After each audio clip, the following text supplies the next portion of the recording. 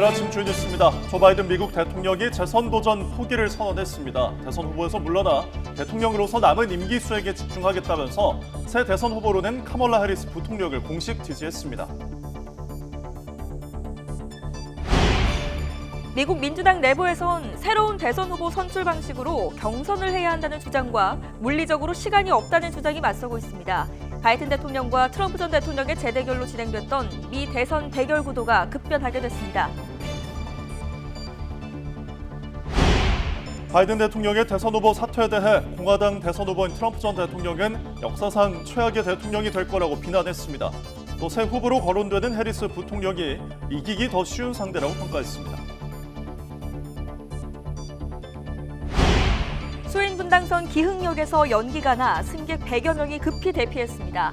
인천에선 술에 취한 50대가 몰던 차량이 상점으로 돌진하는 아찔한 사고도 벌어졌습니다. 전공의 이탈로 인한 의료 공백이 5개월 넘게 이어지는 가운데 오늘부터 하반기 전공의 모집과 의사 국가시험 절차가 시작됩니다. 이탈했던 전공의와 의대생이 얼마나 응하는지에 따라 의정 갈등이 새 국면을 맞을 전망입니다.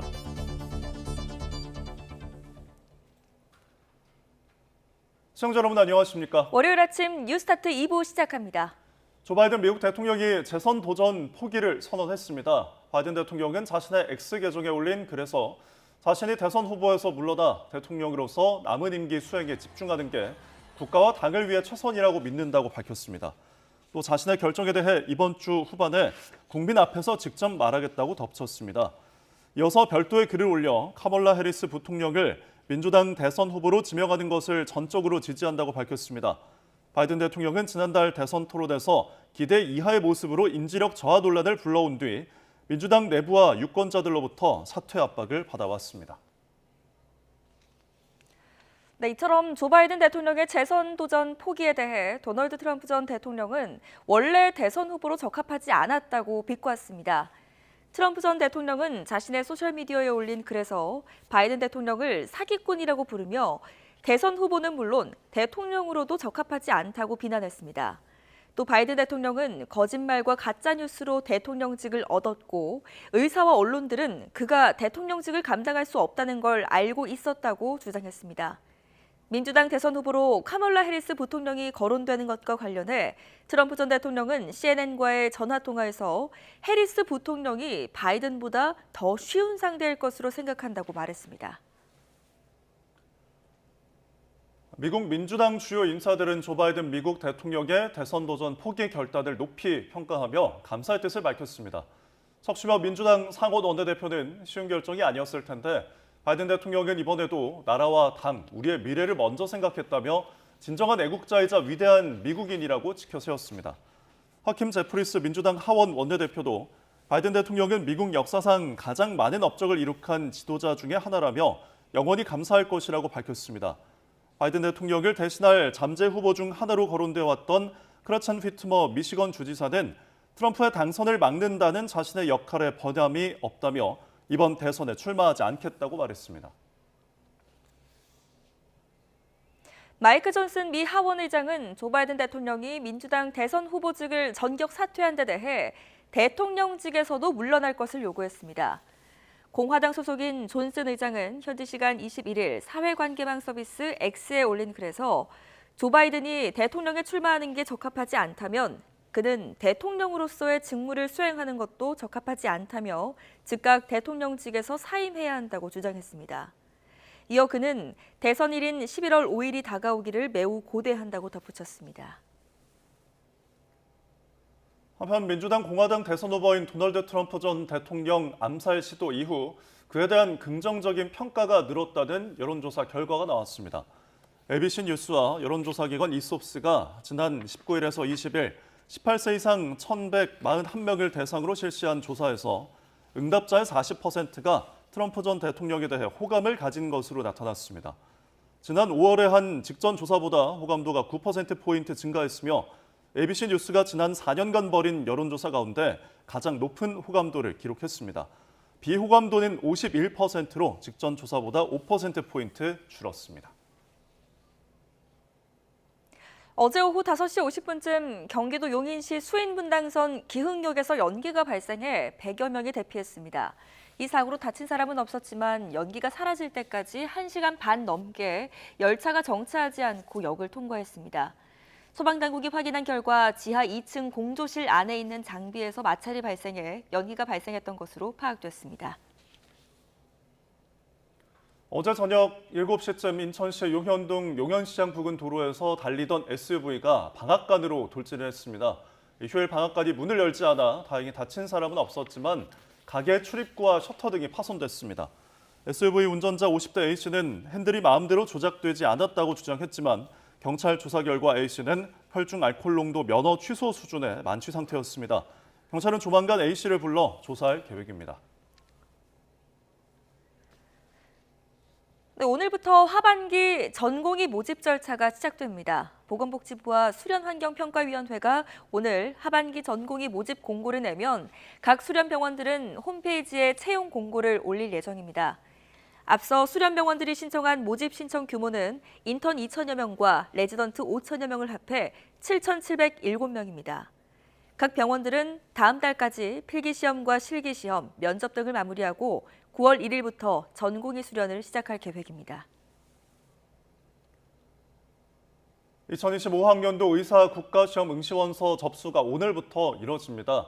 한국보건의료인 국가시험원은 내년도 의사 국시 응시원서를 오늘부터 오는 26일까지 접수한다고 밝혔습니다. 6개월 이내 의대 본과 졸업 예정자에게 응시 자격이 주어지며 예정대로 학위 등록을 취득할 경우에만 최종 합격이 인정됩니다. 앞서 의대생 단체가 진행한 설문조사에서 의대 본과 4학년생 95%가 의대 증원의 반발에 응시를 거부하겠다고 밝혀 얼마나 많은 학생이 응시할지가 관심입니다.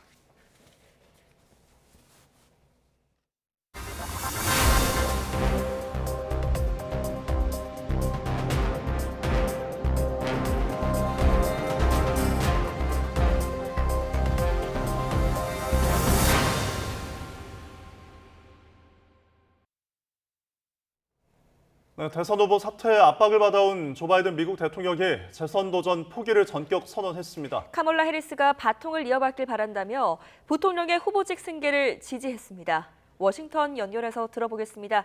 권주기 특파원. 네, 워싱턴입니다. 네, 결국 바이든 대통령이 대선 후보직에서 물러났습니다. 그렇습니다. 이곳 워싱턴은 일요일 오후 5시가 거의 다 된 시간입니다. 현재 코로나로 격리 중인 바이든 대통령은 휴일에도 성명을 내고 대선 후보 자리를 내려놓겠다고 전격 발표했습니다. 자신의 소셜미디어 계정에 장문의 입장을 올렸는데요. 대선 후보에서 물러나 대통령으로서 남은 임기 수행에 집중하는 게 국가와 당을 위해서 최선인 것으로 믿는다고 적었습니다. 또 자신의 결정에 대해 이번 주 후반에 국민 앞에서 직접 말하겠다고 덧붙였습니다. 바이든 대통령은 별도의 글을 통해 카멀라 해리스 부통령이 후보가 되는 것에 대한 전폭적인 지지를 표명한다고 밝혔습니다. 그러면서 당원들에게 이제는 힘을 합쳐 트럼프를 이겨야 할 때라면서 해봅시다라고 말했습니다. 네, 바이든 대통령 지난 주말까지도 완주 의지를 밝혔는데 전격 사퇴를 선언한 배경이 무엇이 있을까요? 네, 바이든 대통령은 트럼프가 공화당 대선 후보로 공식 지명된 이 전당대회 이후 성명을 내고 다음 주 선거운동 재개를 고대한다고 말했습니다. 주말인 20일에도 SNS에 글을 올려 완주 의사를 밝혔는데요. 하지만 여론조사에서 트럼프와 격차가 점점 벌어지고 승산이 떨어진다는 관측이 나오면서 결단을 내린 것으로 보입니다. 또 가장 오랜 우군이었던 이 낸시 펠로시 전 하원의장과 오바마 전 대통령마저 등을 돌리면서 더는 버티기 힘들었다는 관측입니다. 미국 언론은 결정적으로 기부금 후원자들이 보이콧에 나서면서 돈줄까지 막힐 위험에 처한 게 마지막 한 방으로 해석하고 있습니다. 또 내일 조간신문에 지난주 전당대회 이후 당을 하나로 결집한 트럼프와 사퇴 압박에도 버티는 자신이 대비될 경우 대선이 더욱 힘들어질 것으로 판단한 것으로 보입니다. 트럼프는 지난 13일 유세 현장에서 피격에도 목숨을 구한 뒤 공화당은 물론 중도층 표심도 결집하는 것으로 나타나고 있습니다. 네, 그러면 이제 앞으로 절차는 어떻게 되는 건가요? 네, 바이든 대통령은 카멀라 해리스가 후보직을 승계하길 바란다고 말했지만 자동으로 후보직을 넘길 수 있는 건 아닙니다. 대통령 후보를 공식 지명하는 민주당 전당대회가 다음 달 19일로 예정이 돼 있는데요. 경선 1위 후보가 물러나는 초유의 일이 벌어지면서 향후 대선 후보 지명에 대한 의견도 분분할 것으로 보입니다. 민주당 내에서는 미니 경선이라도 치러서 대선 후보를 선출해야 한다는 주장과 다시 후보를 뽑기엔 물리적으로 시간이 없다는 주장이 맞서고 있습니다. 또 흑인 여성으로서 이중으로 소수 집단에 속한 해리스 부통령에게 본선 경쟁력이 있는지 우려하는 목소리도 있습니다. 바이든 사퇴 이후 클린턴 전 대통령과 힐러리 전 국무장관은 해리스 지지에 동참했지만 민주당 내 영향력이 큰 펠로시 전 하원의장과 상하원 원내대표는 해리스에 대한 지지 입장을 아직은 내지 않고 있습니다. 네, 반면 트럼프 전 대통령 바이든의 후보직 사퇴에도 비판을 이어갔죠. 네, 트럼프는 바이든이 미국 역사상 최악의 대통령으로 기록될 거라고 말했습니다. 자신의 SNS에 글을 올려 부패한 조 바이든은 대선 출마에 부적합했다며 처음부터 애초에 대통령직 수행에 적합한 적이 없다고 비난했습니다.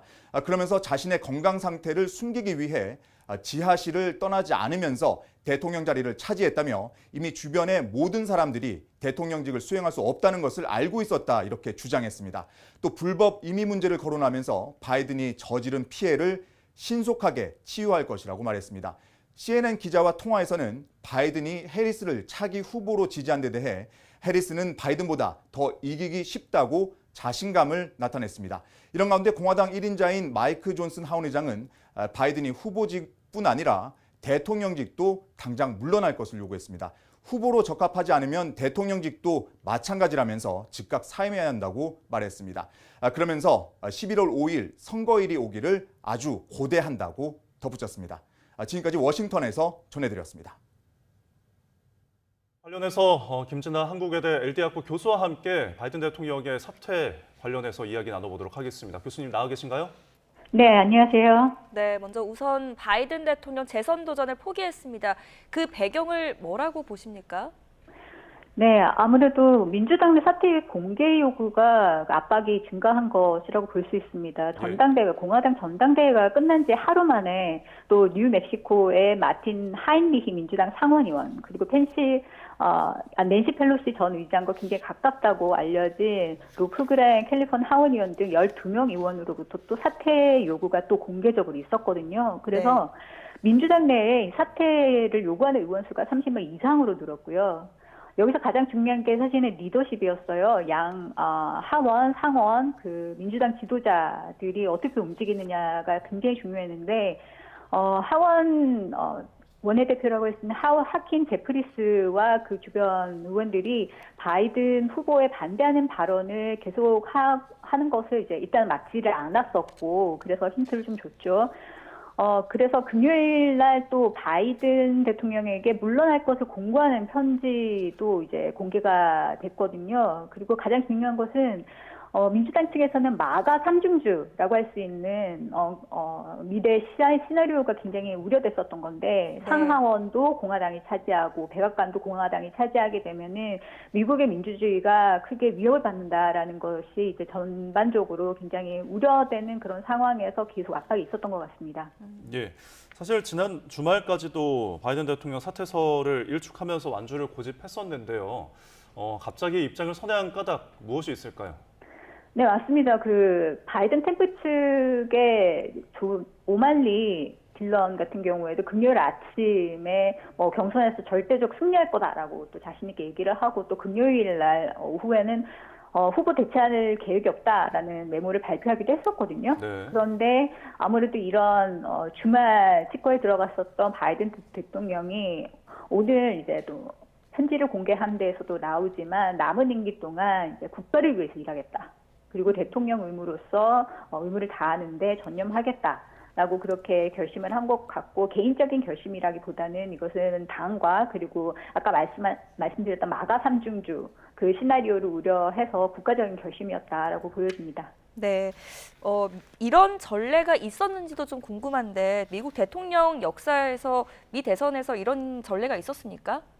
전당대회 이전에 사퇴했었던 건 한 번 있었죠. 존슨 대통령이 당시 베트남전 책임으로 인해서 비판이 너무나 많았었기 때문에 스스로 네. 사퇴를 했어요. 그때 남은 프라이머리에서 있었던 후보들이 이제 경쟁을 하면서 전당대회에 나왔는데 당시에는 경선 초기였기 때문에 아주 큰 혼란은 없었습니다. 하지만 그 당시에도 민주당 내 여러 가지 이제 비판적인 시각들이 해소가 되지 않았기 때문에 네. 민주당이 승리를 하지 못했죠. 예. 사실 공화당은 이제 전당대회를 마친 상황이고 민주당 전당대회가 다음 달 19일인데 여기에 또 여파가 영향을 어떤 정도를 미칠지 좀 궁금하거든요. 일단은 민주당이 조금 더 결집할 가능성은 있습니다. 네. 그리고 8월 19일 전까지는 모두 다 이제 후보들한테 기회가 열려 있는 것이거든요. 네. 그렇기 때문에 모든 후보들이 포지티브 경쟁을 하겠다라는 부분에 대해서 많이 논의가 되었었어요. 그래서 몇 명의 후보들을 두고 아마 전당대회장에서 투표를 하는 그런 과정으로 이어질 가능성이 높은데 누구든지 과반 이상만 얻으면 됩니다. 그런데 아마 경쟁적으로 나오기는 할 거예요.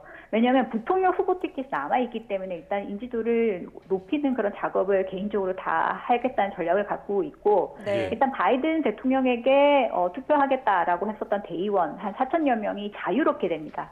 네. 그리고 이것은 이제 만약에 이제 사퇴 후보가 없었다라고 한다면은 바이든 대통령한테 이제 표를 던져야 되지만 바이든 대통령한테 표를 던진다고 했던 것이 해리스 부통령에게 대통령 후보로서 표를 던지겠다고 한 건 아니기 때문에 다른 사람에게 투표를 해도 돼요. 네. 그렇기 때문에 프라이머리에서 아마 민주당 중진 의원들이 경쟁이 시작이 될 거고요. 백지 상태에서. 그래서 일단 규정상으로도 전당대회 전에 후보 교체할 경우에는 어떤 메커니즘이 되어 있다라고 이렇게 딱 정확하게 구체적으로 나와 있는 건 아니기 때문에 아주 경쟁이 시작될 겁니다. 네. 예. 그런데 교수님, 다시 후보를 이제 와서 다시 뽑기에는 물리적으로 시간이 부족하다라는 의견이 있던데 여기에 대해서는 좀 어떻게 보십니까? 네, 아무래도 시간이 부족한 거는 있죠. 그래서 안전한 배팅이 아무래도 부통령 러닝메이트인 이제 해리스 부통령이다라는 얘기가 나오는 것이고요. 물론 아까도 말씀드렸듯이 이게 자동적인 것은 아닙니다. 하지만 바이든 대통령이 이제 별도 SNS에서 해리스 부통령을 지지를 했고, 그리고 해리스 측에서는 금요일 오후부터 이미 기부자들과 통화를 시작을 했더라고요. 그리고 젊은 유권자 그리고 유색인종 이 부류한테 활력을 좀 불어넣을 수 있는 인물이다라는 예. 그런 주장을 계속하고 있고요. 그리고 여러 가지 이슈적으로도 봤을 때 민주당 진보층이 공감하는 특히 요즘 가장 핫한 낙태권 문제에 있어서 이제 당내에서는 선두주자라고 할 수가 있습니다. 네. 그렇기 때문에 오랫동안 여러 가지 이슈를 다뤄왔기 때문에 가장 이제 안전한 그런 배팅이다라고 사람들이 생각을 하고 있기는 한데 아까도 말씀드렸듯이 글쎄요, 흑인 유권자들 이제 포섭하는 것들 이런 것도 너무나 쉬운 그런 후보이기는 하지만 예. 당내에서도 이 약간의 분열 조짐이 아직까지는 있거든요. 네. 그래서 낸시 펠로시도 바이든 대통령에게 사퇴 결정에 감사 인사를 했지만 해리스 부통령 지지는 언급을 하지 않았어요. 그리고 하원 원내대표 아까 말씀드린 제프리스도 해리스 부통령을 굳이 언급을 하지 않으면서 우리는 예. 다음 단계를 진행을 한다라고 했어요. 이 다음 단계라는 것은 누구에게나 열려있는 일종의 절차적인 것들을 진행할 거다라는 의미거든요. 그렇기 때문에 조금 더 지켜봐야 할 것 같습니다. 네. 네. 일단은 바이든 대통령이 사퇴를 하면서 해리스 부통령을 지지를 했는데 일단 다른 당원들 입에서는 거론이 되고 있지 않다 이렇게 짚어주셨습니다. 그런데 그러면 해리스 부통령에 대한 이야기를 좀 더 나눠보면은 과연 본선에서 경쟁력이 있을까라는 것인데 어떤 여성 그리고 흑인이라는 이중적인 소수성 때문에 경쟁력에 대한 어떤 의아함을 나타내는 사람들도 있거든요. 어떻게 보시나요?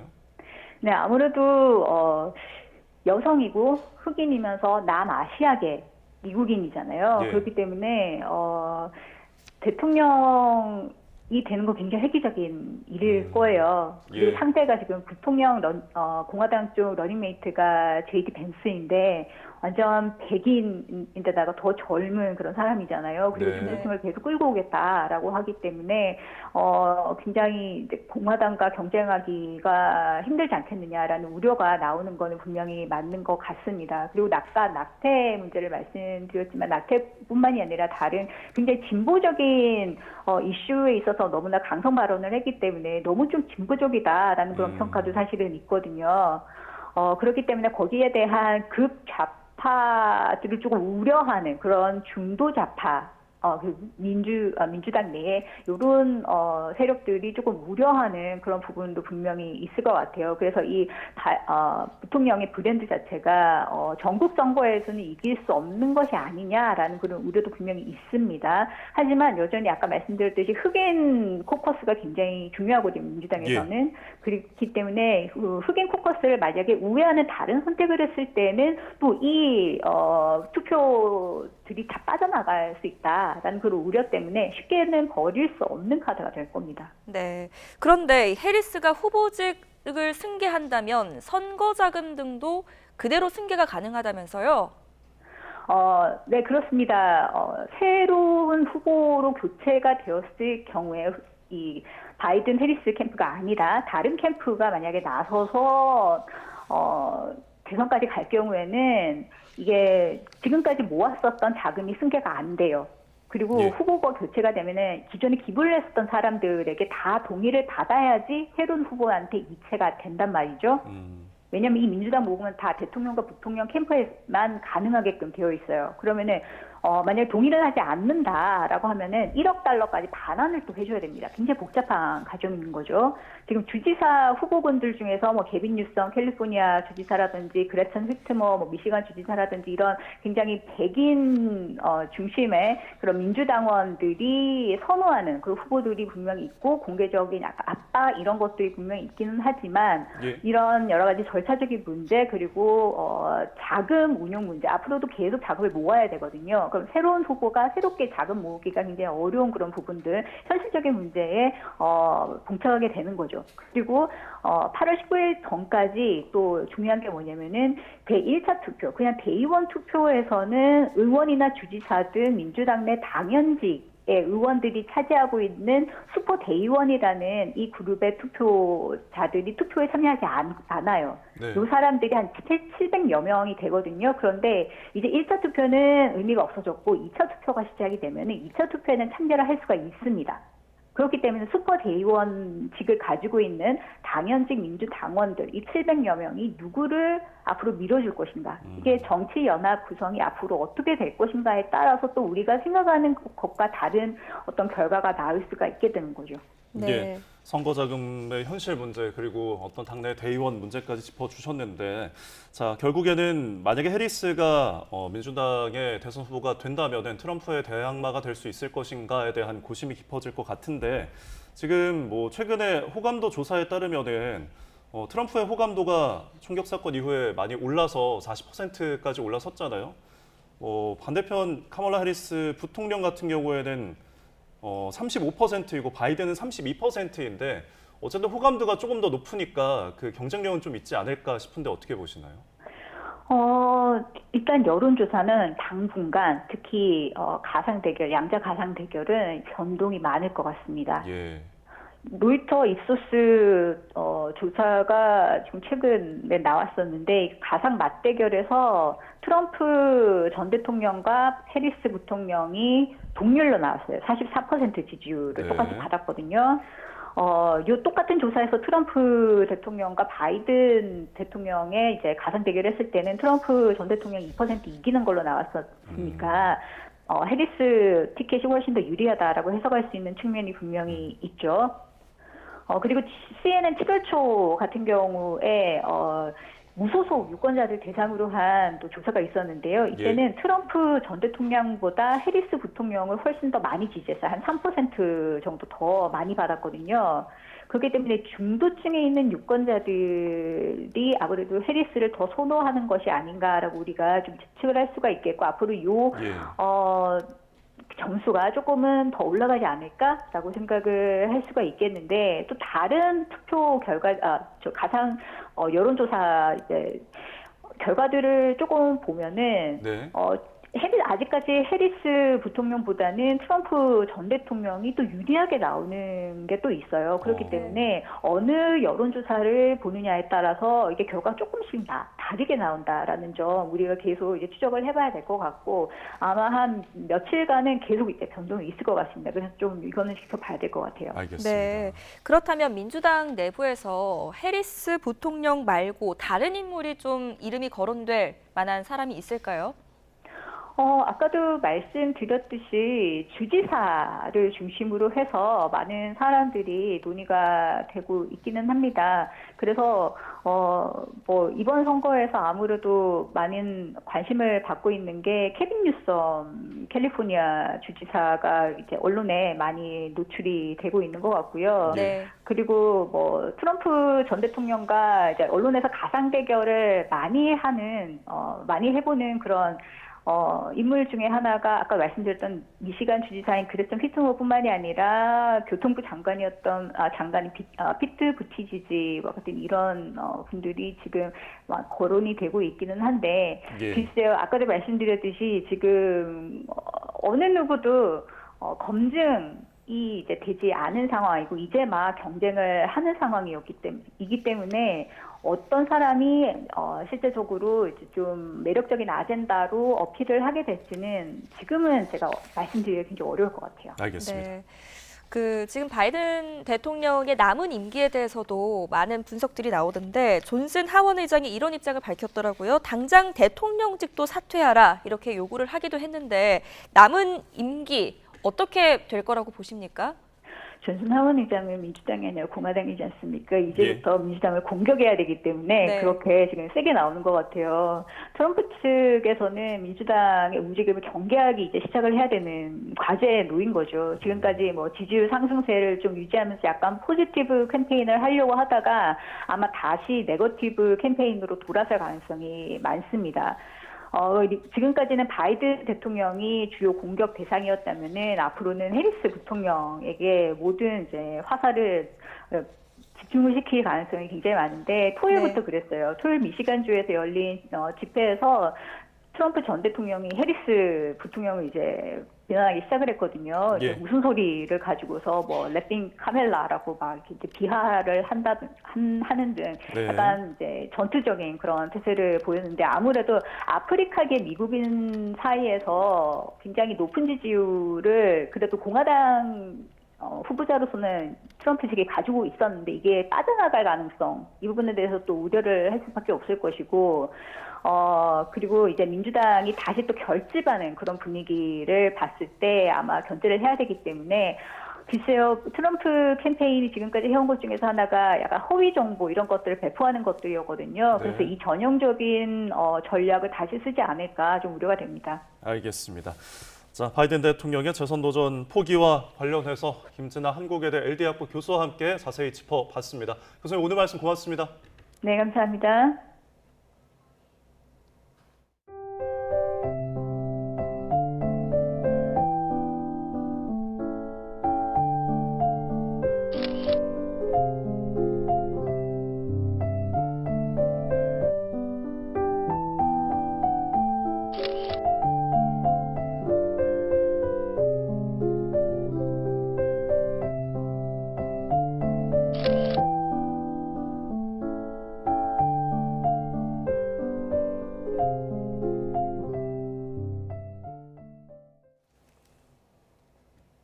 네, 한 주의 시작 월요일인 오늘 수도권과 강원도를 중심으로 집중호우가 쏟아지겠습니다. 낮 동안에는 절기 대서답게 무더위가 기승을 부리겠는데요. 자세한 날씨 알아보겠습니다. 원희다 캐스터. 네, 기상센터입니다. 네, 출근길 비 상황부터 자세하게 전해주시죠. 네, 현재 정체 전선의 영향으로 수도권과 강원도에 비가 내리고 있습니다. 강원도 철원에는 시간당 30mm 안팎, 서울에는 시간당 10mm 안팎의 다소 강한 비가 집중되고 있는데요. 오늘은 이들 지역을 중심으로 벼락과 돌풍을 동반한 국지성 호우가 이어지겠고 그 밖에 중부지방에도 가끔 비가 내리는 곳이 있겠습니다. 예상되는 비의 양은 수도권 많은 곳에 최고 80mm 이상, 강원 중북부에도 최고 60mm 이상이 되겠습니다. 또 오늘 중부 서해안과 영동 지방을 중심으로는 초속 20m 안팎의 돌풍도 몰아치겠습니다. 시설물 관리와 안전사고에 각별히 유의하시기 바랍니다. 네, 그리고 오늘도 폭염특보가 이어지는 지역들이 많죠. 네, 오늘은 1년 중 가장 덥다는 절기 대서인데요. 절기답게 체감 33도 이상의 무더위가 기승을 부리겠습니다. 현재 강원도와 충청 이남 곳곳에 폭염특보가 내려져 있는데요. 지난 밤 사이에도 곳곳에서 열대야가 나타났습니다. 현재 서울 기온은 26.3도, 부산 25.2도를 나타내고 있습니다.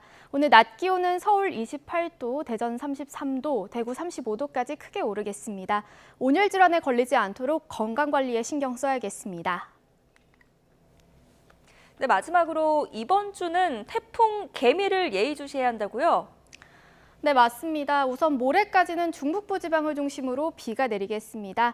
주 중반부터는 서울 등 수도권도 장마가 소강 상태를 보이며 33도 안팎의 폭염이 찾아오겠는데요. 이후 날씨는 태풍 개미가 변수가 되겠습니다. 필리핀 동쪽 해상에서 북상 중인 제3호 태풍 개미는 주 후반쯤 중국 남부 해안에 상륙할 것으로 보입니다. 이후 진로는 유동적이지만 우리나라에 영향을 줄 가능성이 있으니까요. 앞으로 발표되는 최신 태풍 정보를 잘 확인해 주시기 바랍니다. 지금까지 기상센터였습니다. 이어서 사건 사고 한 줄 뉴스입니다. 어제 오후 3시쯤 경기 김포시 양촌읍에 있는 물류창고에서 큰 불이 나 창고 직원 한 명이 연기를 들이마셔 병원으로 이송됐습니다. 소방당국은 한때 인접 소방서 인력과 장비를 모두 동원하는 대응 2단계를 발령했습니다. 어제 오후 3시 40분쯤 전북 고창군 한 도로에서 SUV와 1톤 트럭이 충돌해 트럭 운전자인 60대 여성이 숨졌고 SUV 운전자와 동승자는 인근 병원에서 치료받고 있습니다.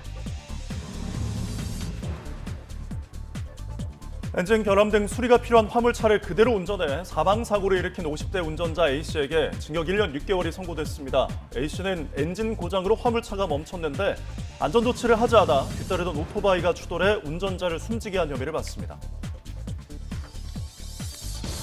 강원 동해안 해수욕장에서 사흘째 해파리 쏘임 사고가 잇따라 발생했습니다. 동해안 일부 해수욕장 입장이 통제되고 독성이 강한 노무라 입깃 해파리에 대해 주의 단계 특보가 내려졌습니다.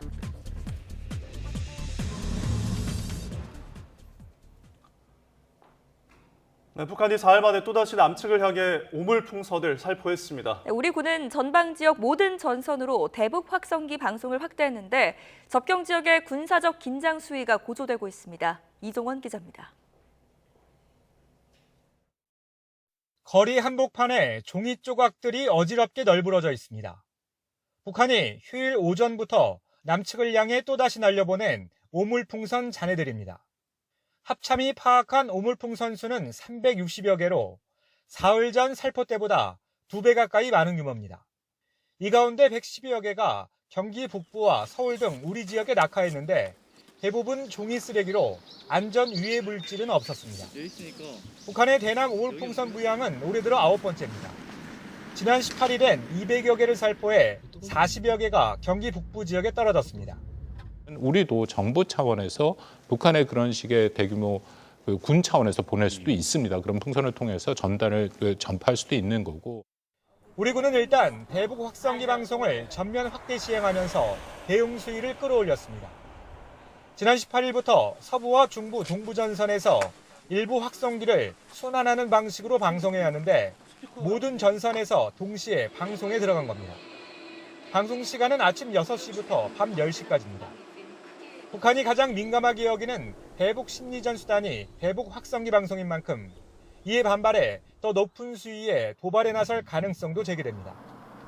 군은 북한군이 자행하고 있는 긴장 고조 행위는 오히려 북한군에게 치명적인 대가로 돌아갈 수 있으며 이러한 사태의 모든 책임은 전적으로 북한 정권에 있음을 엄중히 경고했습니다. 또 굳건한 한미연합 방위태세로 북한군의 활동을 면밀하게 감시하고 있다며 어떠한 도발에도 압도적으로 대응할 능력과 태세를 유지하고 있다고 강조했습니다. YTN 이종원입니다. SM엔터테인먼트 주가 시세를 조종한 의혹을 받는 김범수 카카오 경영쇄신 위원장이 구속기로에 섰습니다. 서울 남부지방법원은 오늘 오후 2시부터 자본시장법 위반 혐의로 김 위원장에 대한 구속 전 피의자 신문을 진행합니다. 김 위원장은 지난해 2월 SM엔터테인먼트를 인수하는 과정에서 경쟁사인 하이브의 공개 매수가인 12만 원보다 시세가 높게끔 조종한 혐의를 받습니다. 검찰은 카카오가 2,400억 원을 동원해 550여 차례에 걸쳐 SM 주식을 고가에 매수한 것으로 의심하고 있습니다. 경찰과 클럽과 유흥업소에서 이뤄지는 마약 범죄 단속을 강화합니다. 경찰청은 오는 8월부터 마약이 유통되는 업소에 대한 첩보 수집을 강화하고 강도 높은 순찰을 하겠다고 밝혔습니다. 특히 마약류 투약을 방조하는 업소에 대해서는 위반 사항을 지자체에 통보해 영업정지 등 행정처분도 받게 하겠다는 계획입니다. 경찰청 자료에 따르면 올해 상반기 검거된 마약류 사범 가운데 59.6%가 20, 30대였고 클럽 등에서 검거된 마약 사범 수도 최근 5년 동안 꾸준히 증가했습니다. 휴일인 어제 경기도 용인의 지하철 역사에서 연기가 나 승객 100여 명이 대피하는 소동이 일어났습니다. 인천에서는 술에 취한 50대가 몰던 차량이 상점으로 돌진하는 아찔한 사고도 있었습니다. 사건 사고 소식 손효정 기자입니다. 소방대원들이 연기로 가득 찬 역사를 수색하고 역사 안엔 긴급 상황임을 알리는 경보음이 울려 퍼집니다. 수인 분당선 기흥역 역사에서 연기가 난다는 신고가 접수된 건 어제 저녁 6시쯤. 곧바로 역사 출입이 제한됐고 승객 등 100여 명이 긴급 대피했습니다. 안에 보니까 되게 엄청 뿌여서 거의 앞에 시야가 안 낀 것처럼 살짝 차단된 상태였어요. 관리자분 오셔가지고 이제 거기 좀 막고 서시고 내려가지 말라고 하시면서.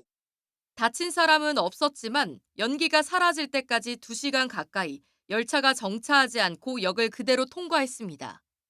소방당국이 확인한 결과 역사 지하 2층 공조실 안에 있는 장비가 마찰해 연기가 난 것으로 조사됐습니다.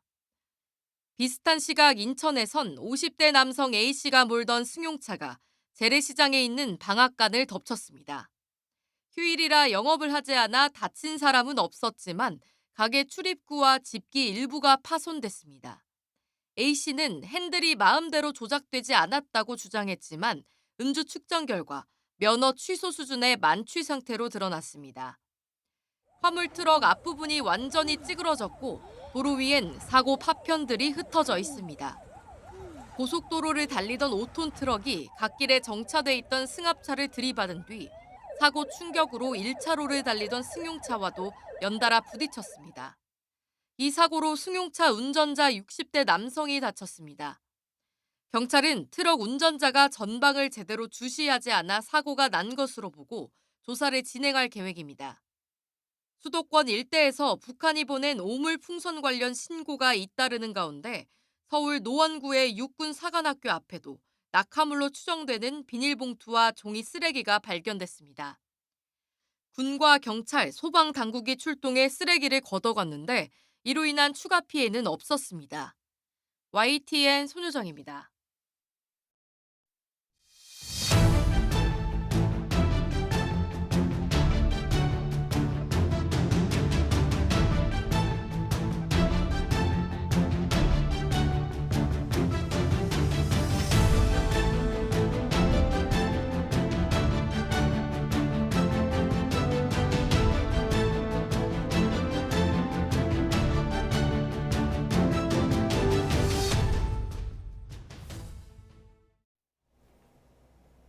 네, 취업을 포기한 대졸자 비중이 역대 최대를 기록했습니다. 특히 20대 청년층의 비경제 활동 인구가 많이 늘었는데요. 청년의 첫 일자리가 1년 이하인 단기 비중이 역대 최대로 나타나서 청년층들의 취업 관련 어려움이 고스란히 통계로도 확인됐습니다. 오동권 기자입니다. 일을 하지 않으면서도 구직 활동을 하지 않는 대졸자가 올해 상반기만 400만 명을 넘어섰습니다. 통계청에 따르면 대졸 이상 학력을 가진 비경제 활동 인구가 지난해보다 7만 2천 명 늘면서 상반기 기준 역대 최대치를 기록했습니다. 전체에서 차지하는 비중도 처음으로 25%를 넘어섰습니다. 특히 인구가 줄어드는 상황에서도 15세에서 29세 청년층이 59만 1,000명으로 전년과 비교해 7,000명이 늘었습니다. 정부가 이른바 취포자를 대상으로 경제활동 참여 촉진 대책을 내놓고 있지만 큰 효과를 보지 못하면서 노동시장 활력 저하가 미칠 악영향에 대한 우려도 커지고 있습니다. 양질의 일자리를 제공하고 있는 이제 제조업 일자리가 줄고 있고 이로 인해서 첫 직장을 잡는 데까지 이제 굉장히 최장 기간이 걸리고 있습니다. 이렇게 이제 대졸자들의 취업이 줄어들게 되면 내수 소비가 부진하게 되고요. 다시 기업들은 투자를 줄이게 됩니다. 청년 일자리의 불안정성도 높아지고 있습니다. 청년층의 첫 일자리가 계약 기간 1년 이하인 비중이 31.4%를 차지해 역시 역대 최대를 기록했습니다. 한편 계약 기간이 1년을 넘거나 계속 근무 가능한 일자리의 비중은 52.6%로 10년 전보다 6.7%포인트 떨어진 것으로 나타났습니다. 안정된 일자리를 가진 청년층의 수가 계속 낮아지고 있는 것입니다. 이른바 청년 취포자 증가에다 비정규직 근로자도 역대 최대를 기록하며 청년층에 들이운 취업 시장의 차가운 그늘이 통계로도 확인됐습니다. YTN 오동건입니다. 장마가 시작된 뒤 일부 농가가 침수 피해를 겪으면서 상추와 수박 등 과채류 가격이 올랐습니다. 당장 장마가 길어질수록 작황도 더 악화할 것으로 보여서 장마철 밥상 물가에도 영향이 불가피할 것으로 예상됩니다. 박기환 기자입니다. 주말 오후 대형마트, 가족들과 식사 준비를 위해 장을 보러 나왔지만 쉽사리 신선식품에 손이 가지 않습니다. 일주일 사이 채소값이 갑작스레 껑충 뛰었기 때문입니다. 장마가 빨리 끝났으면 좋겠죠. 장마 때문에 반찬 이렇게 제일 많이 오르니까 매 반찬을 매일 해 먹어야 되니까 그게 제일 부담스러워요. 지난 7일 시작된 장마로 채소 가격이 일제히 급등했습니다. 적상추 100g 가격은 일주일 만에 56.3% 뛰었는데 한 달 전보다는 2배 넘게 오른 셈입니다. 깻잎과 시금치, 풋고추 등도 모두 일주일 만에 10% 이상 올랐고 지난달과 비교하면 차이가 더 큽니다. 특히 상추 가격이 오른 건 충남 논산과 전북 익산이 침수 피해를 입은 영향이 큽니다. 당장 출하량이 줄면서 가격도 덩달아 올랐습니다. 장마 속 과채류 가격도 요동치고 있습니다. 수박의 주요 생산지인 충남 부여와 논산 지역의 폭우로 당도 높은 정상품의 출하량이 줄면서 가격도 올랐는데 문제는 앞으로 더 오를 수 있다는 겁니다. 수박 한 통 가격은 일주일 사이 3.5% 올랐고 참외와 토마토 등 여름철 대표 과채류도 줄줄이 가격이 오르기 시작했습니다. 예측할 수 없는 이상기후로 농산물 수급 불안정은 장기화할 수 있다는 관측도 나옵니다. 이전보다 농수산물 가격의 안정성에 빨간불이 켜졌다. 왜냐면은 공급량이 이제 일정하지 않고 갑자기 뭐 이렇게 비가 많이 와버린다거나 그 농수산물 가격 불안정으로 생기는 인플레이션이 앞으로 더 자주 발생할 거기 때문에 정부는 일단 주요 작물 주산지 수혜 상황을 점검하며 수급 안정에 힘을 기울이고 있다고 밝혔습니다. YTN 박견입니다. 오늘의 경제 일정입니다. 농식품부가 오늘 행안부와 합동으로 럼피스킨 방역관리 점검에 나섭니다. 지난해 럼피스킨 발생 지역 등 고위험 지역 32개 시군을 중심으로 방역관리 실태를 점검하는 등 재발을 막기 위해 총력을 기울일 예정입니다. 삼성의 준법 경영을 감독하는 기구인 삼성준법감시위원회가 오늘 삼성전자를 포함한 주요 계열사 대표이사와 만납니다. 이번 만남은 준감이 3기 출범 후 처음인데 그룹 내 준법 경영 강화와 관련한 현안에 대해 의견을 교환할 예정입니다. 한국수력원자력이 우리 돈 24조 원 규모의 체코 신규 원전 사업 수주에 성공한 가운데 안덕근 산업통상자원부 장관이 오늘 오후 이반 얀차렉 주한 체코 대사와 만납니다. 안 장관은 감사 인사를 전하고 향후 양국의 추가 협력 방안 등을 논의할 걸로 예상됩니다.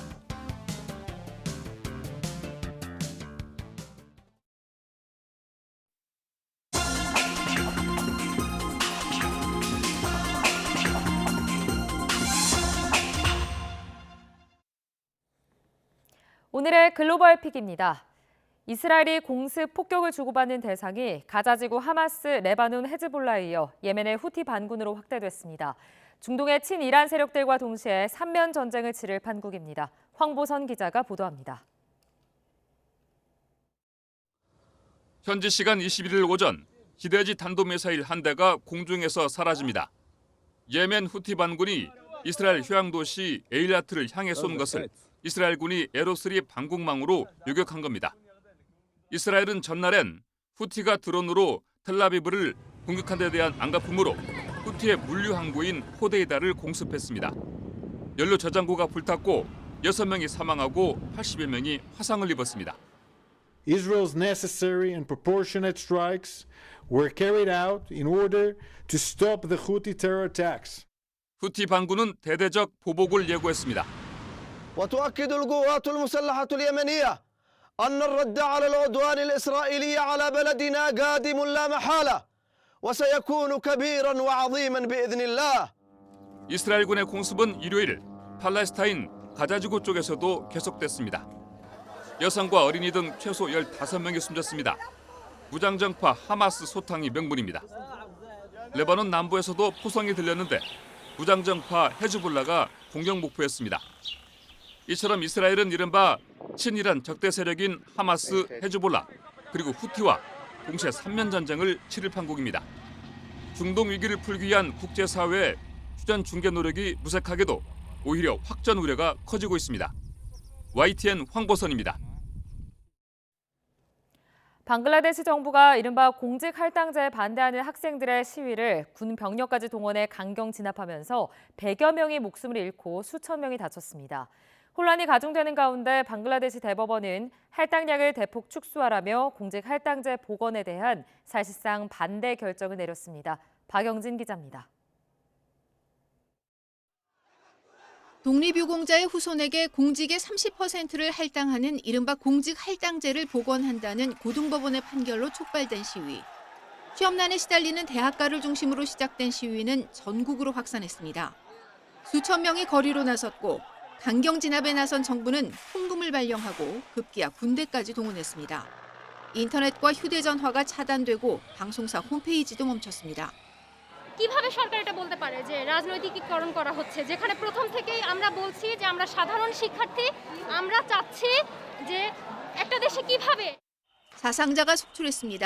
정부는 공식 집계를 내지 않았지만 100여 명이 목숨을 잃고 수천 명이 다쳤습니다.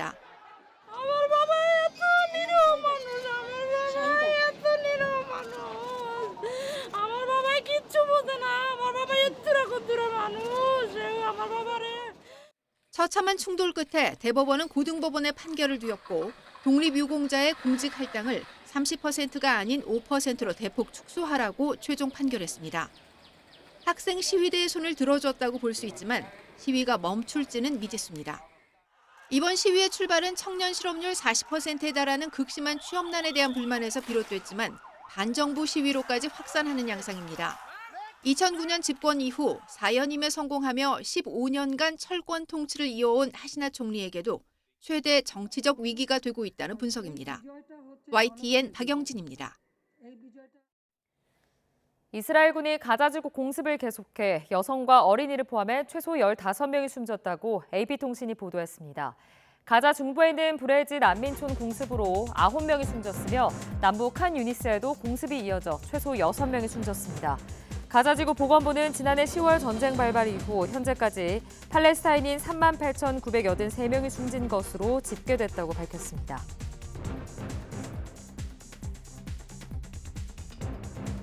미국 비밀경호국이 지난 2년간 도널드 트럼프 전 대통령 측의 경호 지원 확대 요청을 거부했다는 사실을 인정했다고 미 일간 뉴욕타임스가 보도했습니다. 그러나 비밀경호국은 최근 트럼프 전 대통령 암살 시도 사건이 발생한 펜실베니아 유세 현장에 대해서는 추가 경호 지원 요청이 없었다고 밝혔습니다. 공화당 의원들과 익명의 법 집행 당국자들은 비밀경호국이 트럼프 전 대통령에 대한 경호 인력 추가 배치 요청을 거부했다고 주장했습니다.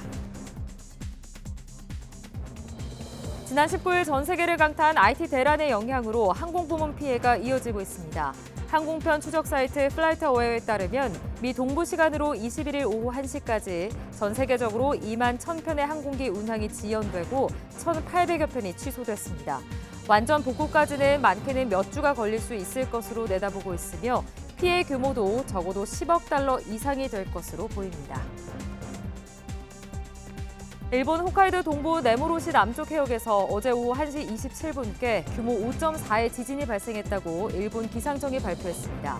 기상청은 이번 지진에 따른 쓰나미 우려는 없다고 전했습니다. 진원 깊이는 30km로 추정됐습니다. 중국의 침공에 대비한 타이완의 연례 합동 군사훈련이 오늘부터 시작됩니다. 타이완 언론은 한광 40호 훈련의 일부인 야외 기동훈련이 4박 5일 일정으로 실시된다고 보도했는데요. 이어 이번 훈련은 중국군의 침공을 상정한 가상 시나리오에 따라 전력 보존과 방공, 합동 요격 등 단계별 실전 연습으로 진행된다고 전했습니다. 지금까지 글로벌 픽이었습니다.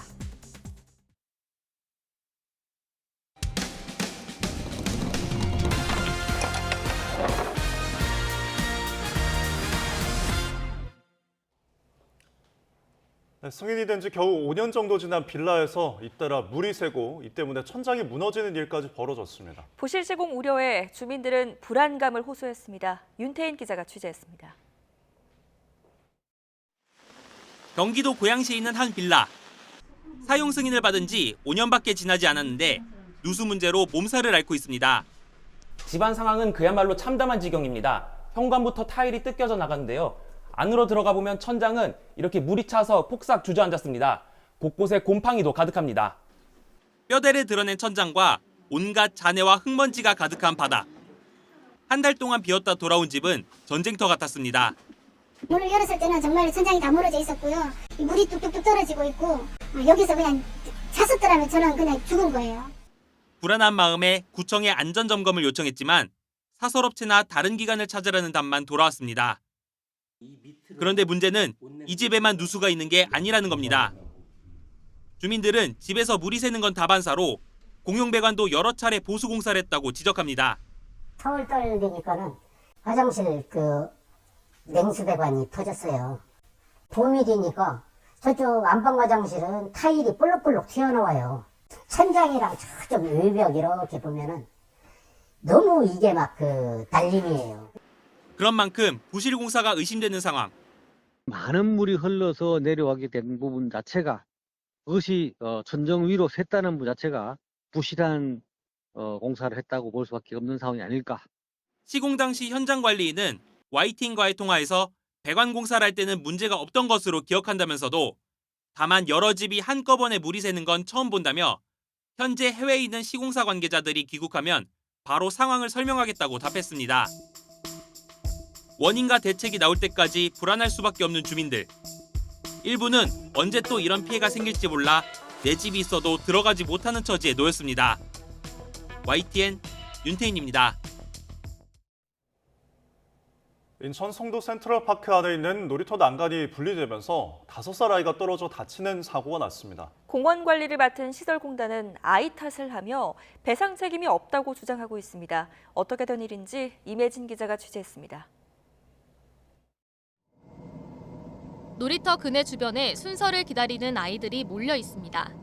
잠시 뒤 화면 우측으로 어른들이 달려가고 시선이 쏠립니다. 5살 A군이 난간에 앉아 있다가 파이프가 분리되면서 바닥으로 넘어진 겁니다. 당시에는 그냥 아이 혼자 넘어가면 졌구나, 아니면 뭐 다른 아이가 혹시 밀었나, 이 부분만 생각해서. 팔이 부러진 A군은 수술을 받았지만 A군과 부모 모두 놀란 가슴을 쓸어내려야 했습니다. 얼마 뒤 다시 현장에 가보니 난간을 이어주는 이음새 나사가 빠져 있어서 손쉽게 분리됐습니다. 아이가 갑자기 아빠 사실 나 앉았던데 부러져 있었어 라고 갑자기 얘기를 하길래 혹시나 하는 마음에 찾아와 봤더니 난간 연결 부위에 볼트가 하나도 없이 있는 상태로 해서. 해당 공원을 관리하는 인천시설공단에 이런 상황을 알리고 치료비를 요구했지만 돌아온 답변은 황당했습니다. 시설물은 정상이고 앉으면 안 되는 곳에 올라간 게 문제라는 겁니다. 잘못은 전적으로 아이에게 있다는 얘기입니다. 그런데 이후 공단 측의 조치를 보면 앞뒤가 안 맞습니다. 난간에는 결함이 없다더니 민원이 제기되자 이렇게 풀렸던 나사를 다시 조여놓은 겁니다. 공단 측은 그러면서도 난간은 놀이시설이 아니기 때문에 관리 소홀로 사고가 난 건 아니라고 강조했습니다. 하지만 전문가들 이야기는 다릅니다. 그 나사가 풀릴 정도로 이제 느슨하게 되어 있다라고 하면은 당연히 이제 관리상의 하자가 있는 걸로 제가 판단이 되고요. 그러면 당연히 배상을 해줘야 할 것 같습니다. 그게 뭐 놀이시설이냐 아니냐의 문제는 사실은 아닌 거죠. 놀이터를 이용하는 아이들이 난간에 기대거나 올라타는 건 부지기수. 지난해엔 아파트 놀이터 옆 주차장 천장에서 사고가 난 경우라도 아파트 입주자 대표회의와 관리 업체에 일부 배상 책임이 있다는 판결도 나왔습니다. 아이들이 안전하게 놀이시설을 이용할 수 있도록 세심한 관리가 필요해 보입니다. YTN 이배진입니다. 세포나 DNA 등을 통해 몸의 변화를 알아낼 수 있도록 하는 지표를 바이오마커라고 부릅니다. 국내 연구팀이 아토피성 피부염 치료에 도움이 될 바이오마커들을 처음으로 집대성했습니다. 김주영 기자입니다. 아토피성 피부염은 대표적인 알레르기 질환입니다. 지독한 간지러움을 유발하고 한 번 생기면 쉽게 재발해 환자들을 괴롭힙니다. 20대 초반은 전신이 다 딱지였던 것 같아요. 진물 나고 완치를 기대하고 치료를 받는 건 아닌데 그냥 일단 좀 정상적으로 살아갈 수는 있으니까 이거 치료를 하면. 유전적 요인과 환경적 요인, 환자 면역 이상 등 다양한 원인이 복합적으로 작용하는 것으로 알려져 있습니다. 진단 기준도 치료 방법도 그만큼 다양한데 누구에게 어떤 것이 적합한지는 알기 어려웠습니다. 네, 좋습니다. 간지러움 이런 건 아예 없어가지고. 그렇죠. 그러다 보니 의료진들은 겉으로 드러난 아토피의 양상만 보고 진단하고 치료하는 경우가 많았습니다. 이에 국내 연구진이 아토피에 걸렸을 때 몸 안에서 보이는 특정한 지표들, 이른바 바이오마커들을 최초로 모아 정리하는 연구를 진행했습니다. 인종, 나이, 피부 면역 상태와 같은 원인 요소나 혈액, 소변, 피부 조직 등 검사 지표들이 백과사전처럼 모인 셈입니다. 개인이 어떤 요소 때문에 아토피에 걸린지에서부터 어떤 치료법이 잘 맞는지까지 파악할 기준을 마련해 맞춤 치료 전략을 세울 수 있게 됐다는 의미입니다. 아토피 관련 신약들이 다수 나오는 가운데 환자 특성에 맞는 처방을 하는 데 도움이 될 전망입니다. 이 약제가 모든 환자분들한테 효과가 있는 게 아닙니다. 그래서 저희는 이런 바이오마커를 통해서 이런 그 환자의 맞춤형 치료가 이제 앞으로 향후 10년 내에 이제 도래할 것으로 생각이 됩니다. 아토피는 천식이나 비염으로 이어지는 사례가 많은데 관련 사례에서 나타난 지표들도 이번 연구에서 정리돼 치료는 물론 예방에도 효과를 낼 것으로 보입니다. YTN 김주영입니다. 27일 파리 센강에서 열리는 올림픽 개회식에서 태극기를 들고 앞장설 우리 선수단의 기수가 육상의 우상혁 선수와 수영의 김서영 선수로 결정됐습니다. 이기흥 대한체육회장은 팀 코리아 파리 플랫폼 공개 행사에서 취재진과 만나 경기 일정 등을 고려해 우상혁과 김서영이 기수를 맡게 됐다고 밝혔습니다. 이 밖에 우리 선수단의 남자 주장은 펜싱의 구본길이, 여자 주장은 배드민턴의 김소영이 맡게 됐습니다. 네, 뉴스타트 3부 잠시 후에 이어집니다.